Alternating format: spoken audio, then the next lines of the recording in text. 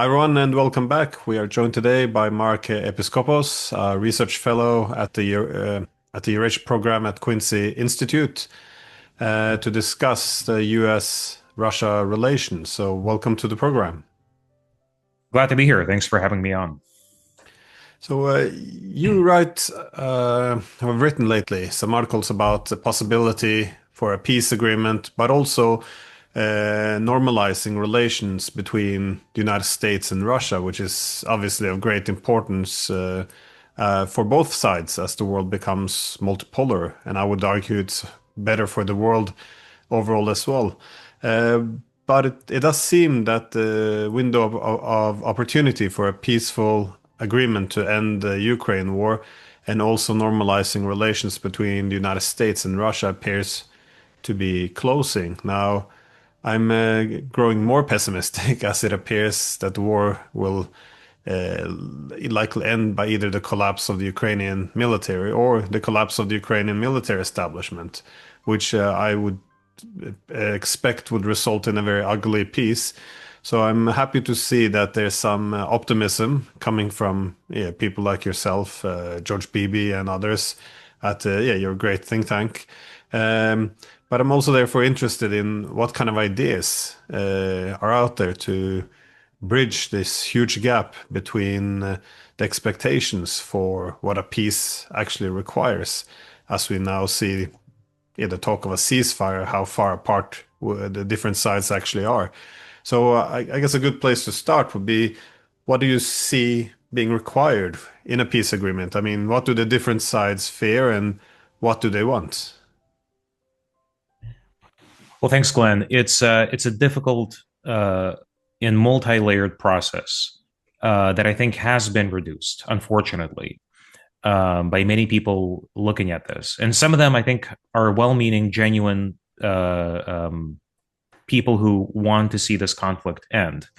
But there's an unfortunate tendency to reduce what's going on in Ukraine, to a bilateral confrontation between Russia and Ukraine.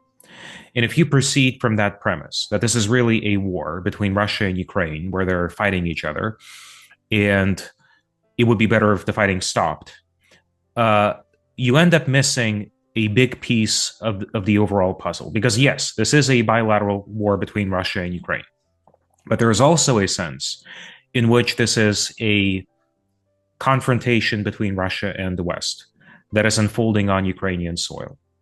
And my view has always been that both of these prongs have to be addressed simultaneously in order for us to end up with a durable, meaningful peace settlement.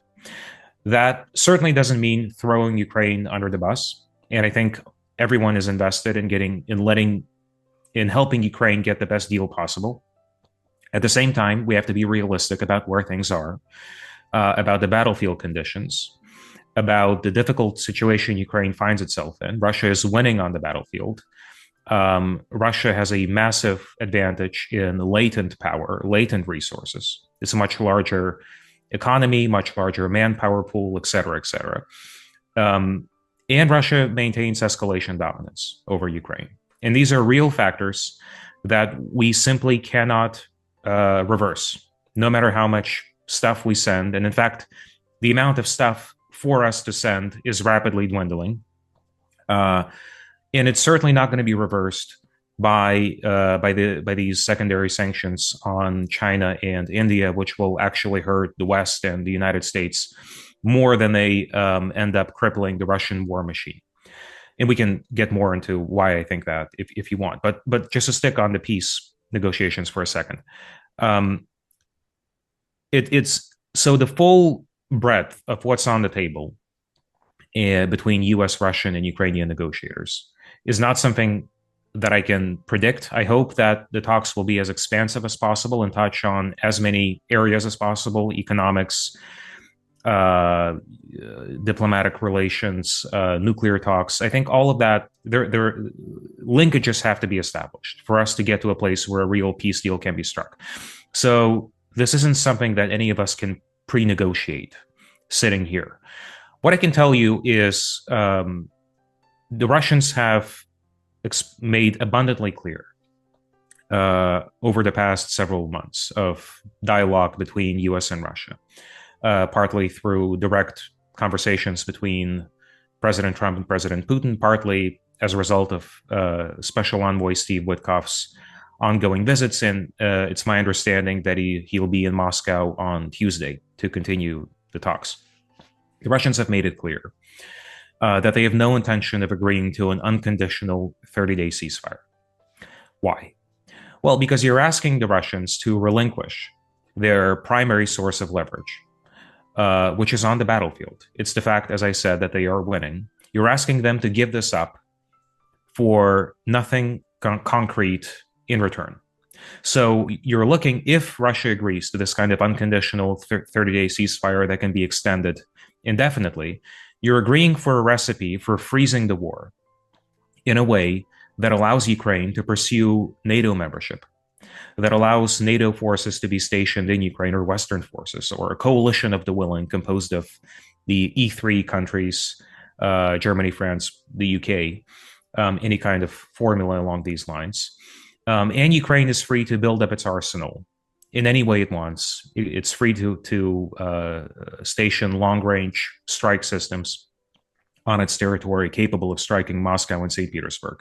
Because that's the whole point. If the ceasefire is unconditional, then there are no restrictions on any of this. And the Russians will simply not agree to this.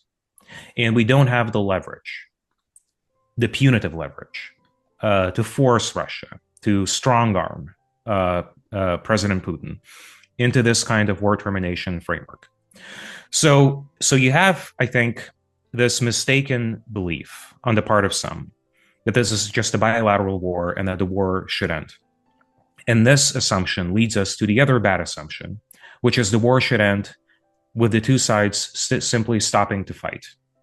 And these two bad assumptions feed off and reinforce each other to prevent us from seeing the bigger picture, the bigger puzzle of how to end this war, which is, look, we don't have a lot of negative leverage, punitive leverage over Russia, but we do have tremendous leverage when it comes to other things that Russia seeks and wants, in terms of sanctions relief, in terms of reintegrating Russia into the global economy.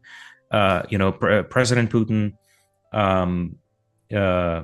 wants to be remembered as the man in history who solved the issue of Ukraine in terms of threats to Russia stemming from Ukraine, Western threats. But he doesn't want to be remembered as the man who plunged Russia into a generation of isolation.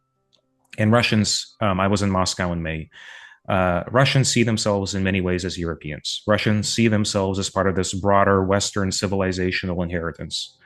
And they don't want to be in a situation where they are completely cut off from access to Western markets, the Western cultural sphere, tourism. All of that matters. And all of that is a source of real American leverage. So that should be on the table. And then nuclear questions, strategic stability, the architecture of the arms control agreements set up after the end of the Cold War has largely whittled down and dissolved into nothing over the past several decades. And I think it's in our mutual interests to restart some kind of a productive dialogue on restoring strategic stability in Europe, but also more broadly. And then there are lots of other potential areas. The Middle East, Russia is the only major player in the Middle East that maintains a relatively good relationship with all the other actors in the region. The Arab states, Iran, and Israel. Russia-Israel relations are actually pretty good. And that is, Russia is in a position to be a really constructive player when it comes to the larger U.S. aim of preventing Iran from developing nuclear weapons. Cooperation in the Arctic, the opportunities are myriad and potentially attractive to both sides. And so all of that should be on the table when we talk about how to end this war. Because Russia has very little reason to stop if the only issues being discussed are deconfliction and delimitation in Ukraine, the territorial question, and all the other questions stemming from the territorial question. Because if that's the only set of issues on the table, well, then there's little we can give Russia that Russia cannot take by force. If the war goes on another half year, year and a half, depending on how much stuff we send, certainly Ukraine is on a trajectory of military collapse. And then Russia will be free to impose some kind of a capitulation scenario, which no one wants, not Ukraine, not the West. And actually, and this is a little provocative, but I think this kind of scenario of Ukrainian capitulation would create a lot of headaches for Russia, because Russia doesn't want to conquer all of Ukraine, to annex Ukraine. This would present lots of headaches, lots of challenges in terms of Russia's relations with NATO's eastern flank, potential for escalatory spirals with Poland and the Baltic states. It would lead to an ugly situation for everyone. And so actually, it would be in Russia's interest as well for the war to stop before that happens, before we get to that capitulation scenario. And the only way for us to get there, Glenn, is to have a wide-ranging discussion, part of which involves Ukraine, but not all of it, because certainly Ukraine doesn't necessarily have to be present for talks on nuclear stability between the United States and Russia. That's a bilateral issue between Russia and the United States. Wide-ranging talks to come up with a framework deal for rules of the game, for how the US and Russia compete, but also cooperate in areas of mutual concern. And Ukraine should be one of those issues, but it should not be the main, the only, and the existential issue. Because if we focus everything on that, on ending the war, then the talks will break down, because there is simply little we can offer. So, but it's the old Eisenhower dictum. The President Eisenhower said, if you can't problem, make it bigger. And the way to make this problem bigger is to expand the set of issues between the US and Russia. And that way you create real incentives for Russia to play ball and for us to come to some sort of a deal. And that's a long-winded way of getting to the heart of your question, which is what can this agreement actually look like? Again, no one can pre-negotiate this, because it depends on all the linkages that we create in other areas.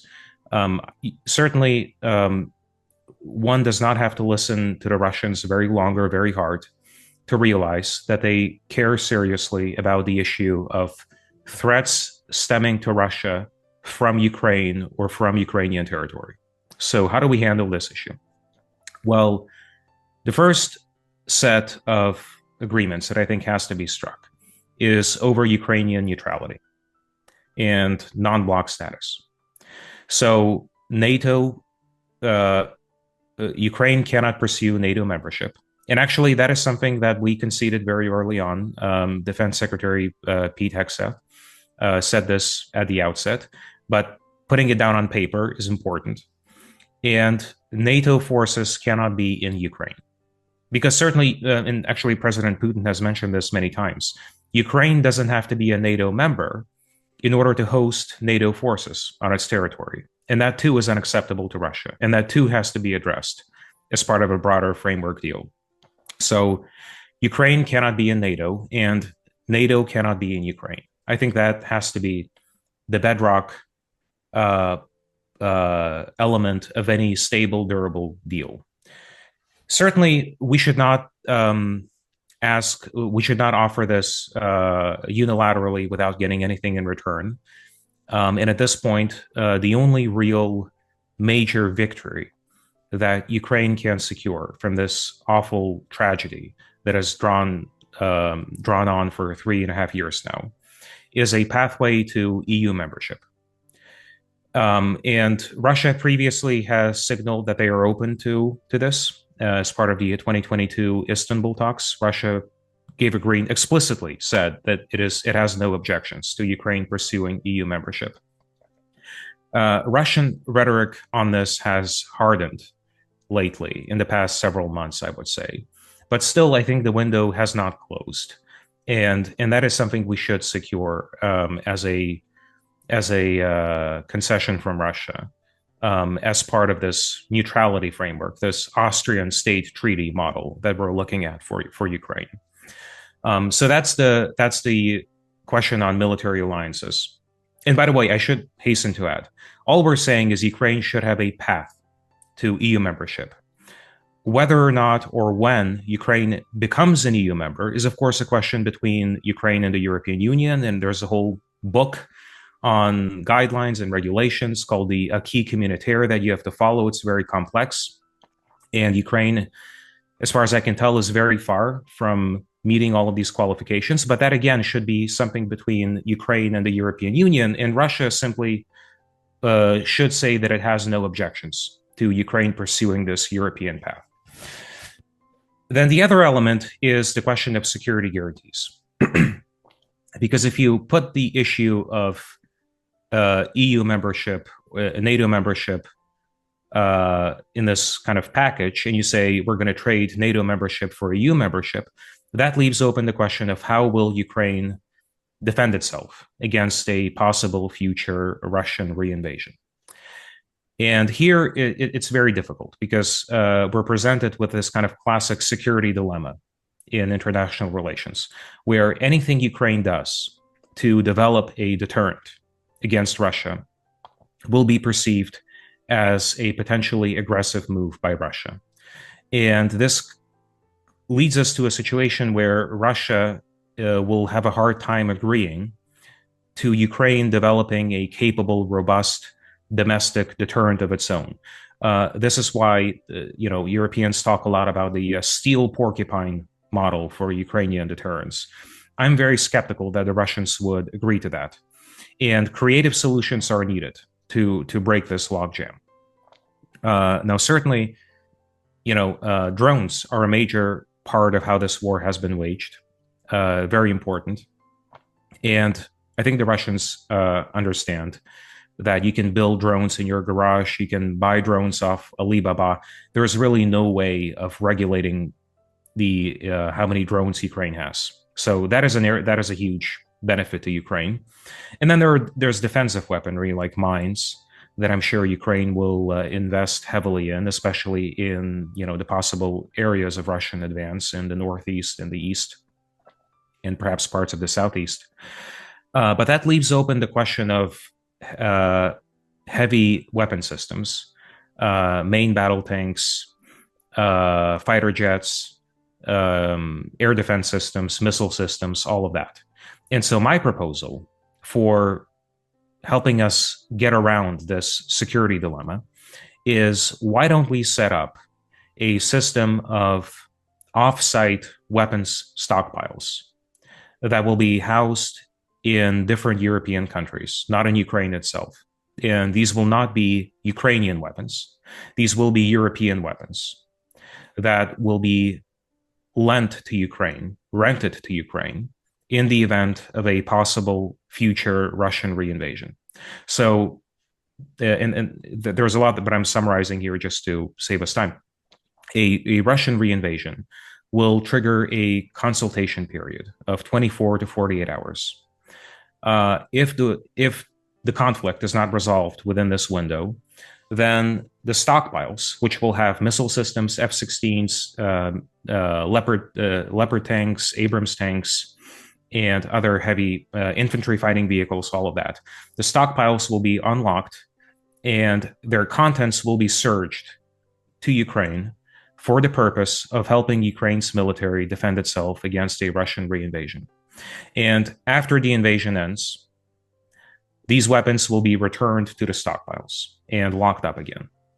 And there will be verification mechanisms in peacetime to work with the Russians to ensure that these weapons are not being leaked to Ukraine. And so that the Russians have some degree of confidence that these weapons are purely defensive and that these stockpiles will only become a threat to Russia in the event of a Russian reinvasion. But they have nothing to... So this is basically a creative idea for helping us get around the security dilemma, because this proposal guarantees that Ukraine has a real mechanism to defend itself in a way that does not actually increase Ukrainian or Western offensive power against Russia. And I've had good discussions with my Ukrainian counterparts about this, with my Russian counterparts. I've seen a lot of positive signals that this is something people are willing to look at on pretty high levels, and that has been really encouraging to see. But that's the kind of creative thinking that will help us get out of the security dilemma and provide Ukraine with reasonable assurances about being able to defend itself while also addressing Russia's concerns, which Russia certainly is in a position to enforce, right? We don't have to agree with Russia's threat perceptions, but Russia nonetheless has something that amounts to veto power over a lot of what Ukraine can do in a post war setting, simply because of the power dynamics between Russia and Ukraine. So that to me is are sort of the main elements of an agreement. And then there's a lot more about how do you monitor a ceasefire? How do you enforce a ceasefire? Is there a role for the UN or for other multilateral institutions? All of that I think is secondary to the main issue, which is the security issue and the territorial issue, which is also very difficult. And I'd be happy to get into that as well.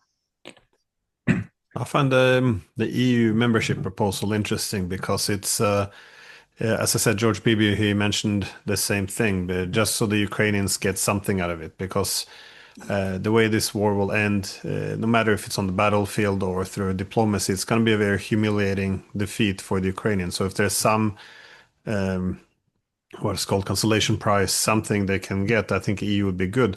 The problem is that the longer this war goes on, the more difficult it would be for this to happen for, I guess, two reasons. From, as you suggested, from the Russian perspective, given that the EU is going more from an economic project to what the EU calls a geopolitical project, which makes it difficult for Russia to accept, but also for the member states in the European Union, because the more destroyed Ukraine will be and its infrastructures being, more and more destroyed every day, the more difficult it will be for countries like Hungary, Slovakia to be willing to pick up, or Poland for that sake as well, to be able to take the bill for this, to try to bring its economy up to EU standards. So it's going to be a very costly project if Ukraine is completely destroyed.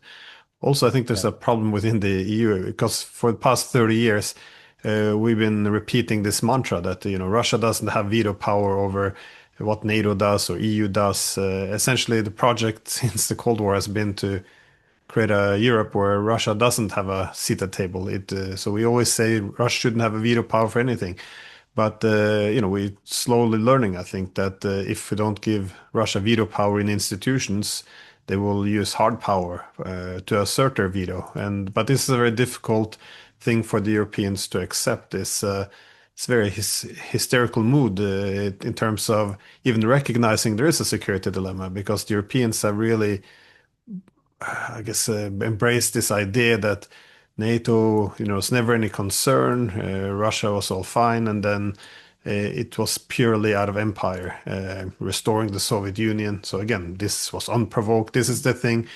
Everyone had to kind of repeat these slogans in order to have a legitimate space in media, government. So everyone locked themselves into this very strange position. So there's very little room for maneuver now. But of course, I do think the security dilemma is important to reach. But it seems this conflict has three layers, though. You have, obviously, the main part is the geopolitical one, that is Ukraine being pulled into NATO's orbit, which triggers a massive security dilemma with the Russians.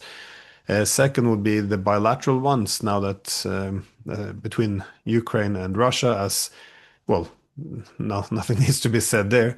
And the third one is domestically in Ukraine. That is, you have, well, given that they have such a significant Russian-speaking minority, that the de-Russification, and which was increased by the war, has led to the reduced freedom of language, political rights, religious rights. So across the board, so all of this kind of has to go into one big deal. I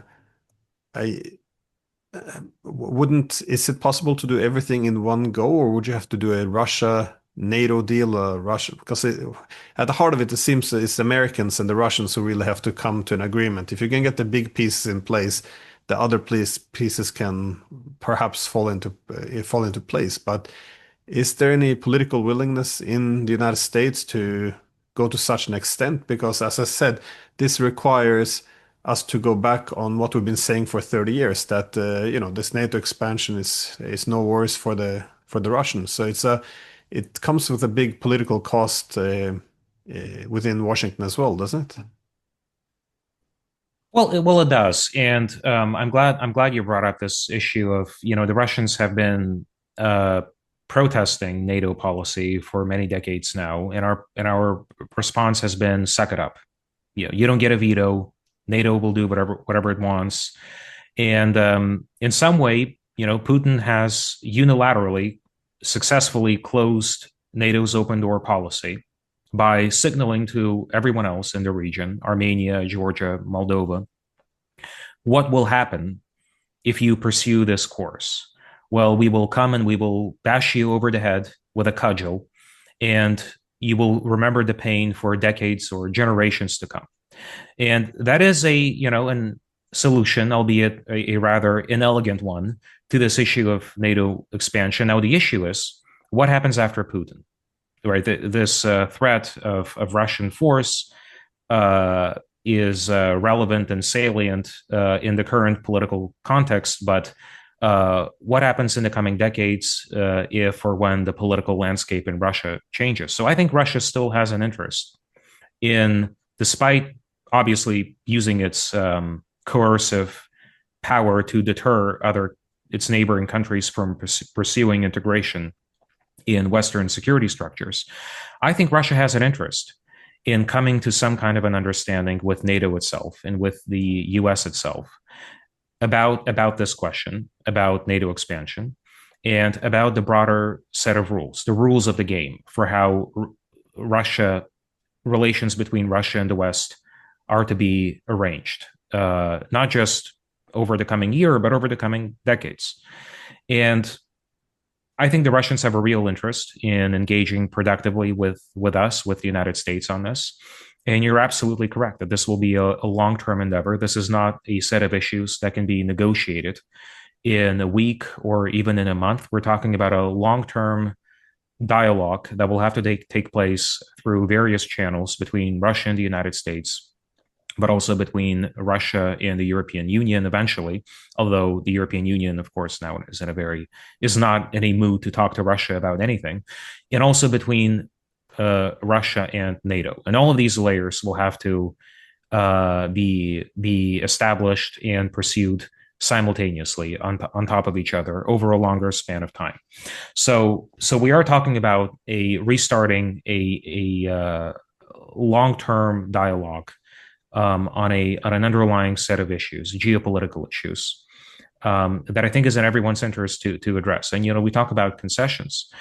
Now, it is, I suppose, in a technical sense, a concession to Russia to say that NATO will not expand. But really, we're doing something, if we go down this route, we're doing something that is in American interest. It's not in American interests to extend the American security umbrella to Moldova or to Armenia or to Georgia. This issue, I think, is a deeply ideological one, and it has been an ideological project for many in Washington to pursue this concept of a Europe whole, free, and at peace, by which they mean a Europe fully united under the European Union and perhaps eventually NATO. And this policy has been very costly, I think, deeply counterproductive to real, actual American interests. And so American interests are, I think, much better served by drawing a clear line and by foreclosing the possibility of horizontal expansion. Vertical integration is a different matter, and I think there's a lot more NATO can do. And we can talk about the Europeanization of European defense and Europe being able to play more of an autonomous role in defending itself. But in terms of horizontal expansion, this region is really not vital to American interests, as the Indo-Pacific is, or even as parts of the Middle East are. There is no real reason for America to fight Russia not just over Ukraine, but also over any of these other countries, Azerbaijan, Armenia, Moldova, Central Asia. And it's first and foremost in American interests to come up with a different way of engaging the region. And that is to say, we want good relations with everyone. We want to trade with Armenia, Georgia, Moldova. Sure. We want to have, cultural, social relations, all of that. And we encourage these countries to have good relations with the European Union. But there is no reason for the Western security umbrella to be extended into this region, because this feeds into an escalatory spiral with Russia.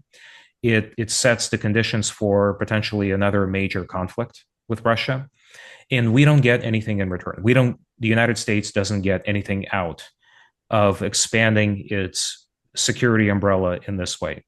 So, in a way, in one sense, it is a concession to Russia to say that no more NATO expansion. But in another way, we're doing something that we should have done a long time ago.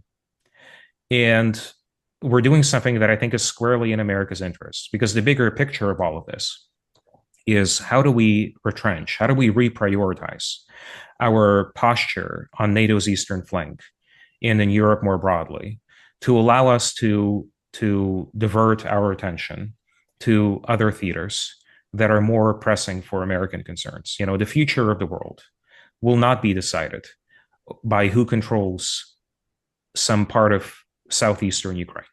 The future of the world is being decided in the Indo-Pacific, and by the course that the US-China relationship takes. And that, I think,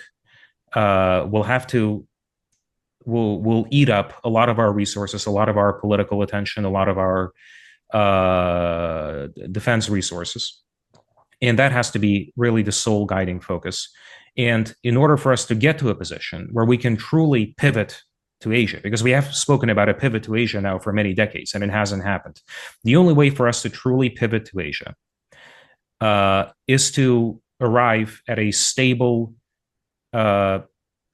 situation on NATO's eastern flank.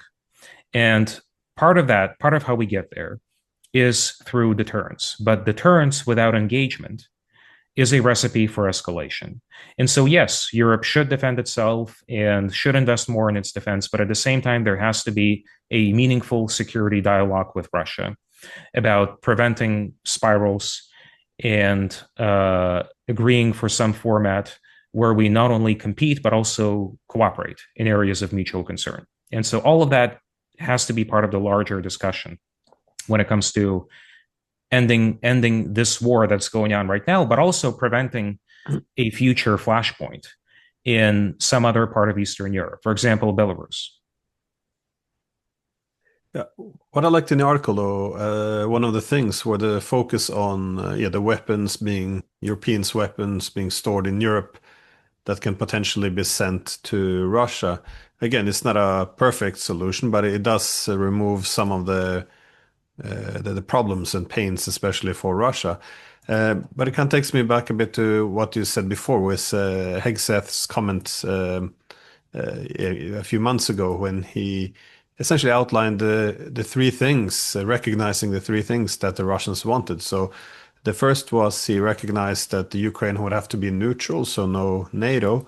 Again, this could be difficult to get political support for, but and also what neutrality entails, because I think what we've seen since 2014, or at least also what I think conclusion the Bush administration had in 2008, when the Europeans didn't want to push the membership action plan, was it doesn't have to be either or. You can do this incremental pulling in Ukraine into the NATO orbit, becoming a de facto member of NATO before the formality becomes a much smaller commitment, or a little speed bump. So the extent of what neutrality encompasses,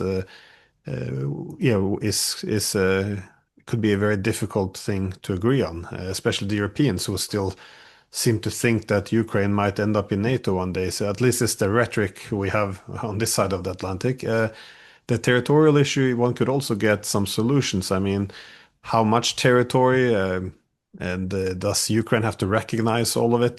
There's enough there's some room for maneuver here at least, and I think at least my impression is that there are people in Moscow who do recognize that territory they're not even holding yet. That this there has to be some flexibility, and I'm assuming they left some space for maneuver if there is some possible agreement at the table. But perhaps the most uh, difficult area in terms of the security dilemma would be security guarantees, because this goes into the neutrality issue. And again, at the heart of the security dilemma is this for defensive or offensive purposes? So to have this huge amount of missiles, which would then be delivered quickly to Ukraine if it would be needed. It seems it could have problems on many areas. One would be if these missiles must be managed by American or NATO soldiers in terms of striking Russia. This would be considered almost legitimizing a NATO attack on Russia, but also if this is in place, there would be an incentive perhaps on NATO if it in the future needs to cut the Russians down in size. They would have this almost ready Ukrainian army, which they just have to arm on short notice. Again, from the Russian perspective, if they see the offensive potential. And last would be if the Ukrainians would one day want to get the lost territories back, or whatever the motivation would be, they would have an incentive to revive the conflict if they know that there's thousands of missiles waiting to be shipped, which they can use against, for example, Moscow. So how, I guess, given that Russia is winning, as you said, and then we have to convince Russia that this deal is better than it being able to dictate terms through a military victory. How would we overcome these key problems that the offensive potential of NATO? Because simply discussing it in Europe is very difficult because we're almost obliged to refer to NATO as a defensive alliance every time we go to war. Like the idea that there is a security dilemma, that we can be, we undermine their security, they undermine our security. It's kind of dismissed. It almost falls under the category of disinformation these days, so Russian propaganda. So how would we address that issue of these weapon depots not being used for offensive purposes? Well, there is no perfect solution. Even NATO membership is not a perfect solution. You can ask any Estonian or Latvian. There's a lot of anxiety in these countries about will the United States actually fight Russia over us? So, perfection is not of this world. We have to make do with the trade-offs and the hard choices that are available to us now. So I think it would have to be established very clearly that this weapon stockpile will only be unlocked in the event of a Russian reinvasion. It will not be unlocked if Ukraine decides of its own volition to recapture territories that have been lost. Now, does that require Ukrainian de jure recognition of all the territories? My answer is no, because there are recipes for stable territorial disputes that can be resolved diplomatically, peacefully through dialogue over the long term. Cyprus is one example. And certainly, I think it would be extremely difficult politically for any Ukrainian leader to recognize these territories in a de jure way. I don't know if I'm not an expert on Ukrainian politics, but I'm just not sure if it's in the cards politically for Ukraine. Now, we did in April get close to a very interesting format with Steve Witkoff's framework for a ceasefire, where the United States legally recognized Crimea as Russian, as a way to set the stage for a meaningful improvement in US-Russia relations and removing a lot of the sanctions that we've put on Russia since 2014. And then the rest would be recognized in a de facto way. And as any international lawyer would tell you, there is such a thing in legal terms as de facto recognition or de facto occupation. And this can lead to a stable situation. If we set in place certain guardrails, and one of those guardrails has to be that it has to be communicated very clearly to President Zelensky and any future Ukrainian leader that these weapons are purely for defensive purposes, for helping you fend off a potential Russian reinvasion that takes place on the territories that you control after a settlement goes into effect. The territories that you do not control after a settlement goes into effect are not covered by this security guarantee, and the stockpiles are not meant to be used for that purpose. And then to your point about strikes into Russia, that is I think certainly a concern on Russia's part, and limits will have to be put in place on how these weapons can be used, and it has to be clearly conveyed that these weapons are purely for defensive purposes and not to be used for anything that can spark a serious escalation between Russia and the West. And you're going to have parts of the Ukrainian military that are trained ahead of time in advance to use these weapons so that no Western operation will be required beyond intelligence sharing and the kind of stuff that we're doing already. Because, of course, as we all know, a lot of these missile systems simply cannot be used without data, without real-time information provided by Western militaries. That's simply a reality of how this technology works. If you look at HIMARS, ATACMS, Storm Shadow missiles, yeah, there has to be Western intelligence sharing in order for these weapons to be used effectively. But because we're the ones sharing the intelligence, we can choose not to share intelligence for strikes on Moscow or strikes on St. Petersburg. That is fully in our purview to do because we're the ones providing the aid, and therefore we have the right to impose limits on how the aid can be used. And I think that should be conveyed to Russia as part of this deal. And the other component of this, and I mentioned this in my piece for Responsible Statecraft, outlining this proposal, is any attack, any Russian attack on the stockpiles themselves would be treated as an act of war on the host country, on Romania or Poland or Denmark or any other country that chooses to take part in this. And that would be grounds for activating Article 5. And so that's simply to remove any temptation on Russia's part to launch some kind of a preemptive strike on these stockpiles prior to some kind of a reinvasion. And if you look at the broader issue, and you pardon this historical diversion, but I am, of course, after all, a historian by training. If you look at the Minsk agreements in 2014 and 2015, it's very interesting to me that these agreements were basically imposed at the barrel of a Russian gun. Russia had huge advantages and was free to really impose any terms it wanted. And the Minsk format had nothing about any Russian territorial designs on Ukraine. In fact, this was a model for the federalization of Ukraine, for the return of Donetsk and Luhansk under Ukrainian control, under a federalized Ukrainian government. And to me, that tells us a few things. The first thing that it tells me is that Russia's chief concern has always been preventing Ukraine's drift into the Western security architecture. That has always been the goal. The goal has never been to simply grab more Ukrainian land. And I think that does tell us about what Russia would be looking for in this negotiation. And it should be a signal to US negotiators, to the White House, that this focus on territory, to the extent that the White House is focused on territory as the only major issue, I think this focus is misplaced.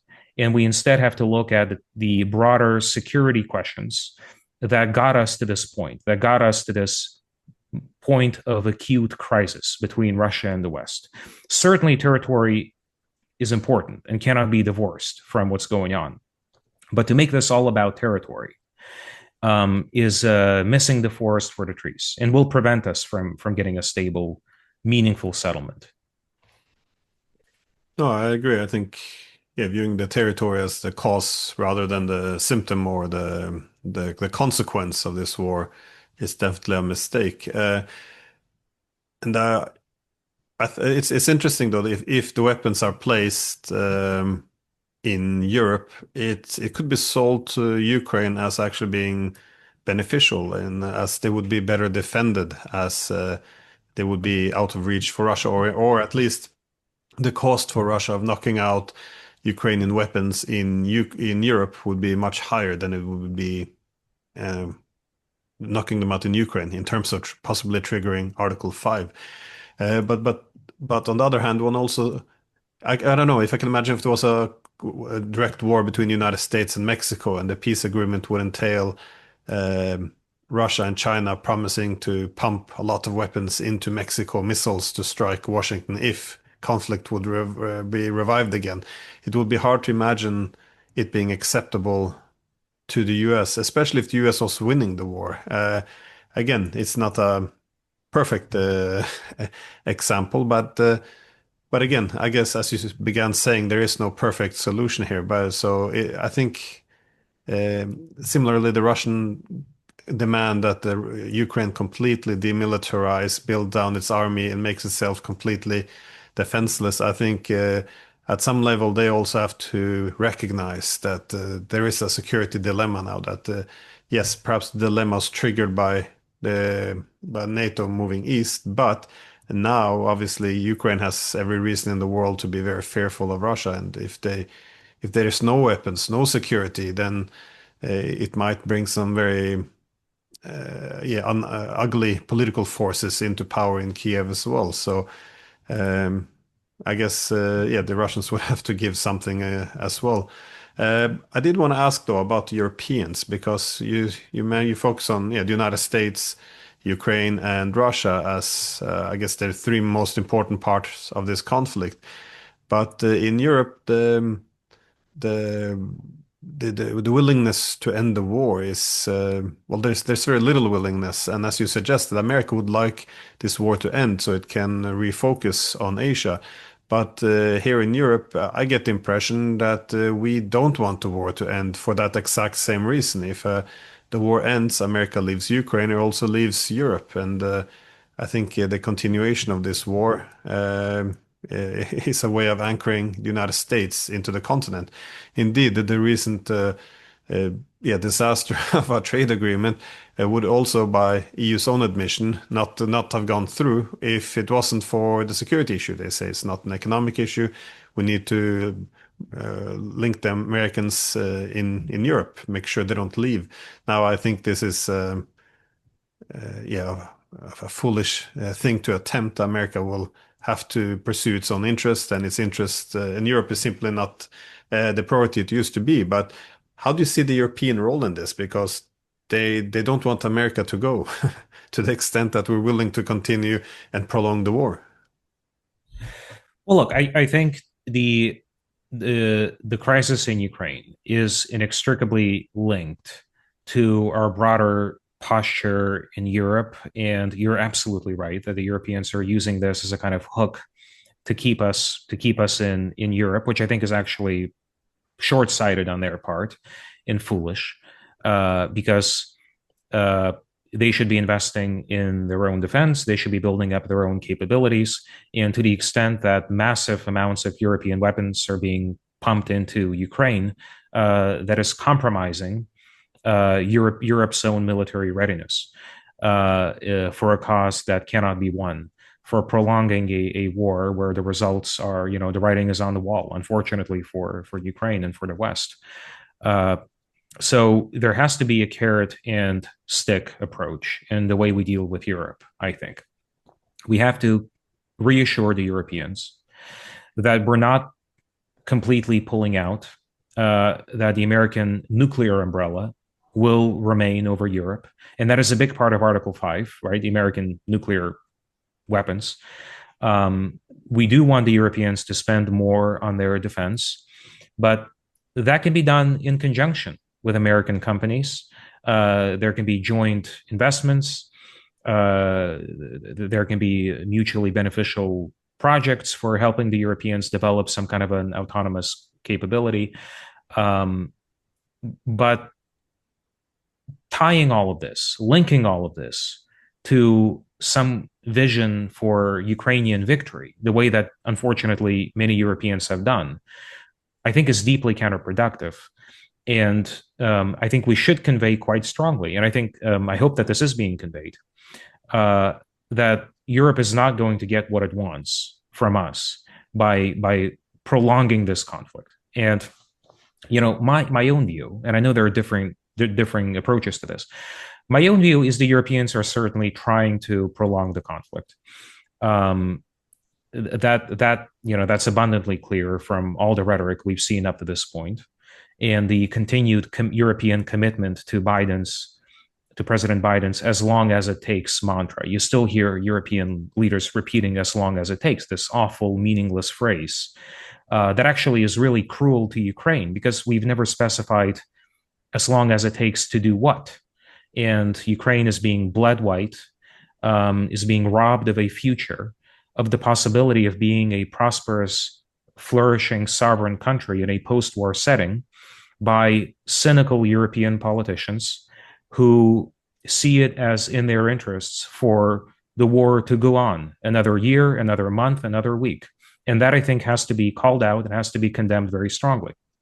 Now, we have to, I think, provide Europeans with reasonable assurances that Europe remains an important security partner, that the Article 5 guarantee remains rock solid. We're not reneging on the core commitments of Article 5, although, I mean, Article 5 itself there are nuances here that I think should have to be looked at. But nevertheless, at the same time, in my view, Europe's ability to really sabotage a settlement, if there is a settlement on the table between Russia, the United States, and Ukraine, is very limited. Because as we've seen over the past few weeks with these negotiations over tariffs between President Trump and Ursula von der Leyen, we have colossal leverage over Europe. And Europe has very little leverage over us. By us, I mean the United States. So if there is a real agreement that the Russians are in principle willing to accept, and the Ukrainians are willing to accept, I think it would be very difficult for the Europeans to exercise some kind of a veto over that. And even the April framework for a ceasefire, the Europeans were unhappy about it, and the Ukrainians were unhappy about it. But the Ukrainians, and this is what I've been hearing from the people I've been speaking to, the Ukrainians basically accepted Witkov's framework for a ceasefire in April. And the Europeans had no choice but to accept it as well at that point. And it was the Russians who ended up torpedoing it because of their reservations that this doesn't fully address their security concerns.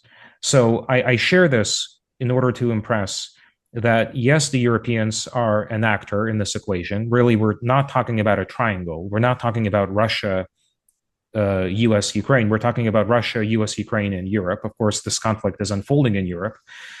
But Europe's ability to influence the terms of war termination is really not significant. And if we get serious about engaging the Russians and the Ukrainians in working out a meaningful, substantial compromise in the way that I and many of my colleagues have described, then the Europeans will be presented with a fait accompli that would be very difficult for them to reject.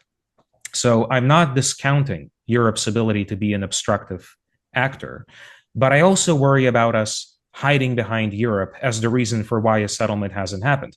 The 30-day unconditional ceasefire was proposed by us. It wasn't proposed by the Europeans. This was our idea. And we have, we shoulder a large share of the, I don't want to say the blame, because President Trump has done a lot to end this war, but certainly that approach has proven to be unproductive.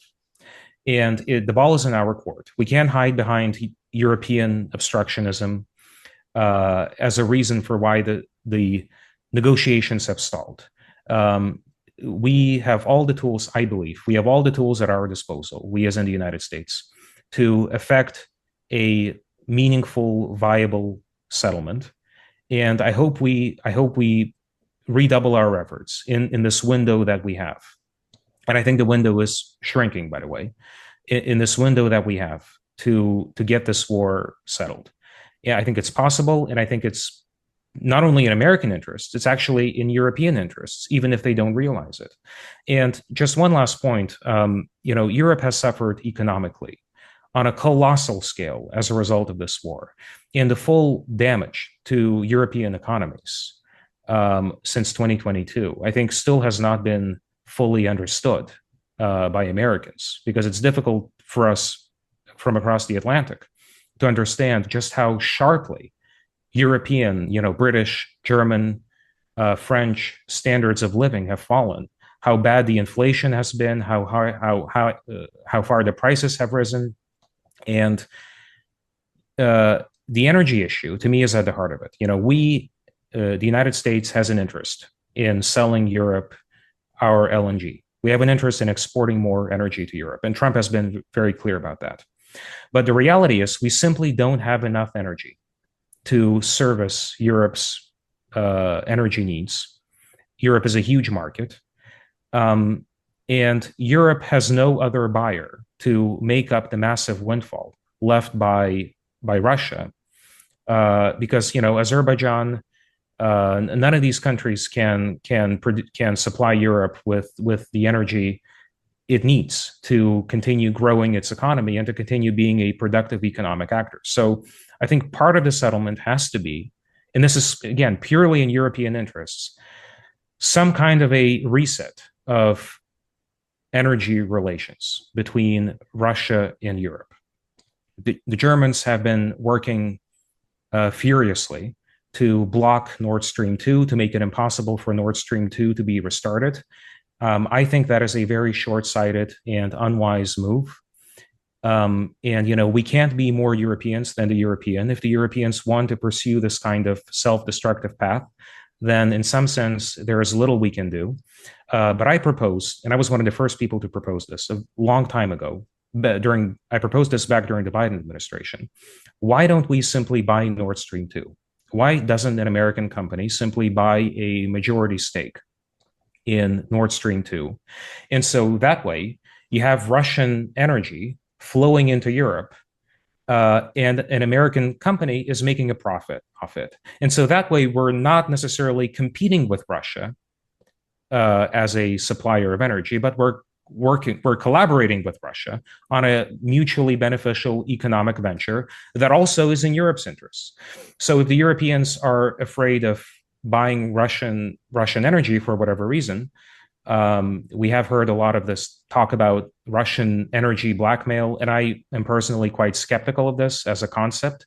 As far as I know, and correct me if I'm wrong, Gazprom has always been very good at upholding its contracts, and I haven't seen Russia weaponize energy in this way, at least not prior to 2022. But if the Europeans are uncomfortable with buying Russian energy, then let's work with the Russians on this mutual venture so that the Europeans are buying Russian energy from a US-owned pipeline between Russia and Europe. So there are all kinds of creative solutions for getting the Europeans out of this economic mess that they're in. And I hope that the Europeans work with us in pursuing this. Yeah, that might be a bit too optimistic. I had a debate here with our former foreign minister and defense minister, and the debate was supposed to be, I was suggesting we should restart diplomacy and not send weapons. She said we should not have diplomacy and send weapons, and there was no debate. It was just his hysterical outburst about how any diplomacy or any reduced shipment of weapons is propaganda and it's serving Russian cause. So they dug themselves very deep in the commitment to this war. So yeah, this might be yes, you suggested a good solution just to keep the Europeans away from the table, but still have them engaged in another way. But I guess isolate the ability to spoil. But you said that the Witkoff deal, it was the Ukrainians were more or less on board, but the Russians wanted more. I just had two questions around it. What was it that the Russians couldn't accept, or what was it that was missing for the Russians? And how did we end up going from that Witkoff deal to Washington now speaking of an unconditional ceasefire, which is, well, it was very obvious never going to be acceptable to the Russians. Now it doesn't deal at all with the underlying causes of this war. Yeah, those are very good questions. So to take us back to April, there were two draft treaties with Russia on the table. There was the Witkoff proposal, which involved the de jure recognition of Crimea as Russian territory, de facto recognition of all the other provinces, sanctions, massive sanctions relief on Russia, and guarantees, unilateral guarantees extended by the United States that Ukraine would not become a NATO member. Those were the big things on the table at that point. But then there was also a European version of this proposal that the British had a heavy hand in drafting, along with the Ukrainians themselves. And this proposal was very different. It did not offer these assurances surrounding NATO. It did not involve immediate sanctions relief. Instead, it said, well, we can maybe lift some sanctions at a future point after the war ends and Russia demonstrates its goodwill, whereas the Witkoff proposal involved lifting sanctions almost immediately. And then the big thing, I think, the real sticking point is the European Ukrainian version of this proposal did not explicitly forbid Western troops from being stationed in Ukraine, and that, as we know, that is a clear red line for Russia, and that, I think, is why the Russians ultimately felt that their security concerns were not adequately addressed. So the Witkoff proposal and the European proposal ended up being kind of merged or semi-merged at some point, and it became unclear which is which. And we simply didn't get, unfortunately, we didn't get that kind of follow-through, diplomatic follow-through that would have put us over the finish line. But I firmly believe that the Witkoff proposal had some very good ideas that should be at the core of any future negotiation with the Russians, especially this kind of hybrid format for the jure de facto recognition. I think is, Witkoff was onto something in pursuing this framework. So that to me is in many ways tragic, because we were on the right track, but there wasn't that final push to help us get across the finish line. And to your other question, I would say that the administration really wants to end this war. This has been going on now for half a year, and there is a growing sense of frustration. Initially, the frustration was leveled at Zelensky, and we saw the culmination of this in the Oval Office confrontation between President Trump and President Zelensky. And subsequently, this frustration has increasingly been leveled at the Kremlin, because we're kind of looking for who is being the obstructionist here. Initially, we thought it was Ukraine. Now the thinking is that it's Russia.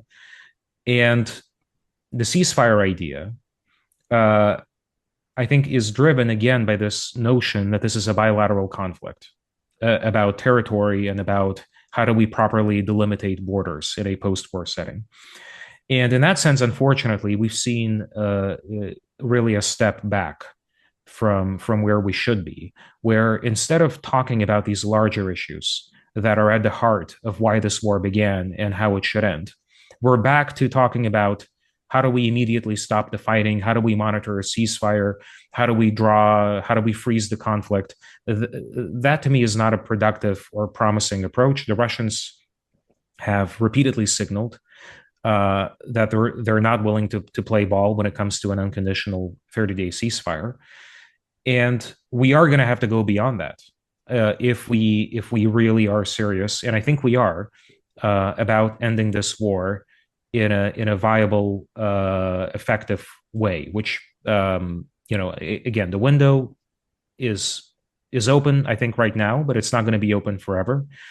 And I really hope to see another diplomatic push around some kind of a framework deal uh, that gets us away from this talk of unconditional ceasefires, because conditional ceasefires is certainly something that the Russians are willing to look at. But to simply tell the Russians, you have to stop fighting, and if you don't, we're going to impose massive sanctions on India and China for doing business with you, and we're going to send more weapons to Ukraine, is to me not a real, not a promising recipe for ending this war. Because I mean, I'll just give you the quick spiel on this, but so if you look at the sanctions, the Lindsey Graham sanctions that we're now looking at implementing, proposed by Senator Lindsey Graham, there are two things that can happen. Either China and India can agree not to buy Russian oil, in which case this would have massively destabilizing effects on global energy markets, and the price of oil would fluctuate, would spike tremendously. And this would have a hugely counterproductive effect to what we're trying to do, which is to starve Russia of the resources needed to fight this war. Or China and India could pay the tariffs. In which case, as we know, economics 101, if they do pay the tariffs, then consumer prices in the United States will rise tremendously, because Chinese and Indian producers now have this massive barrier for doing business with the United States. And this barrier will be translated into higher prices for American consumers. So whichever way we go, this will backfire on the U.S. economy. And it's my understanding that President Trump agrees with this, which is why the past several days, when asked about the sanctions, President Trump has said pretty explicitly that he does not believe the sanctions will be effective, but that we're kind of boxing ourselves in to doing something because we ourselves have imposed this deadline on Russia, and we've shortened the deadline now from 50 days to 10 to 12 days, and that's due to expire, I believe, on August 8 or something like that.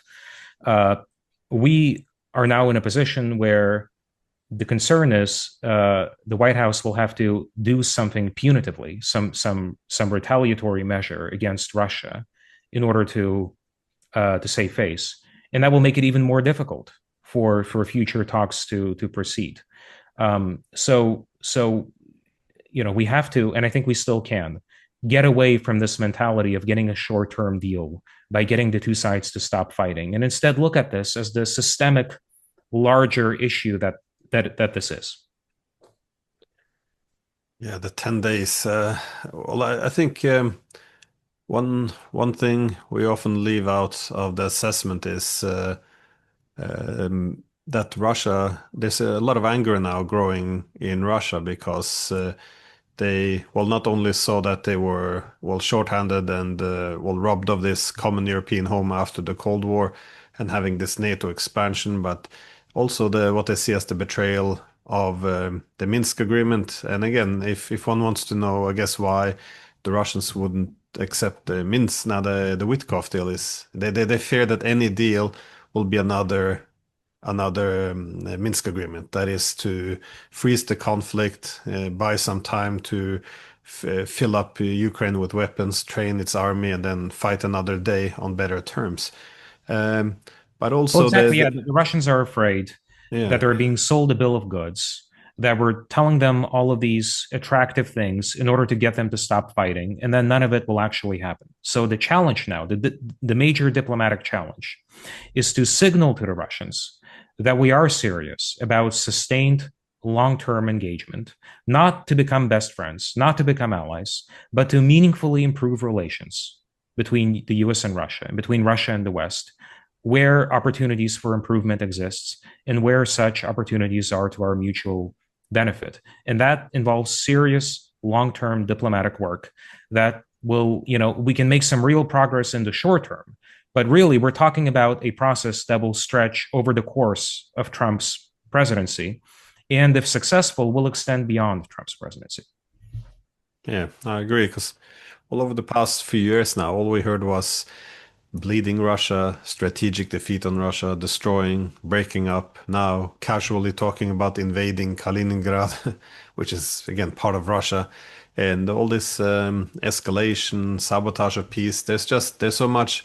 We often focus on the how we no longer trust the Russians and our anger, but this is very much mutual though. There's a lot of resentment being built up, and also yeah, lack of belief that it's possible to actually find an agreement with us. But again, I think it's necessary because and also tied to a bigger thing. If this was just Ukraine, it would be one battle in a larger war, I think, because you're going to have similar tensions then emerging, not just Georgia, Moldova, but you can, as you said before, the Arctic, pressure on Kaliningrad. There's a lot of avenues for um, yeah, reviving tensions in which it could be very tempting on our side, that is NATO side, to reuse Ukraine as an instrument to pressure Russia or punish Russia. So I do think there's a lot of reasons why the Russians would want to finish this off and find some wider political settlement. This is why it's very frustrating to see, as you said, all this work which is ahead of us in order to come to this wider agreement to resolve a broken European security architecture. Instead, we're talking about unconditional ceasefire. And unconditional sounds like such a wonderful word, but all it means is we're not going to actually address any of the political problems, which is extremely frustrating. But yeah, here we are. So thank you so much for your time. I'm very glad some people are putting some real serious work into the need for a peace. As I began saying, if we don't get it, I think, well, it's quite obvious it's going to end with a Russian victory, but I think this is going to be a very ugly peace, as even might not even serve Russian interest if it destabilizes Europe to too great of an extent. So thanks again. Thank you very much. And yes, I will leave a link to the article in the description. Anywhere else people can find you? Well, you can find me on X just by searching my name. I write for Responsible Statecraft a lot. It's the Quincy Institute's publishing arm. And I also, you can find my work at the American Conservative and some other places where that feature me. Okay. Well, thanks again. Thank you.